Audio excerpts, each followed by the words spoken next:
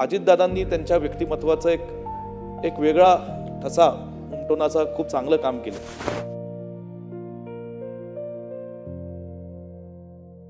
दादांनी सुरुवातीपासून या ठिकाणी स्पष्ट बोलण्याचं जे काही त्यांच्या व्यक्तिमत्वातला एक स्वभाव होता हा कायम ठेवलेला होता। आता जाऊन बघा माझं बारामती शहर कसं स्वच्छ देखणं केलेलं आहे।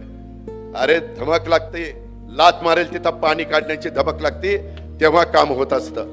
दादा स्पष्ट वक्ते होते, शब्द पाळणारे नेते होते आणि गेल्या काही वर्षांमध्ये तर दादांच्या स्वभावामध्ये आणि व्यक्तिमत्वामध्ये खूप काही चांगले बदल महाराष्ट्रातल्या लोकांना पाहायला मिळाले। आदरणीय अजितदादांचं माझे वडील स्वर्गीय पतंगरावजी कदम साहेबांचे फार जुने संबंध होते आणि म्हणून अजितदादांना माझ्या वडिलांबाबतीतलं एक वेगळं आदर आणि सन्मान सातत्याने मनामध्ये होता। एक बहुजन समाजातला, मराठा समाजातला किंवा एक ग्रामीण भागातला दुष्काळी तालुक्यातला एक व्यक्ती पुण्यात येऊन शिक्षण संस्था उभी करतो हे दादा सातत्याने वारंवार बोलायचे।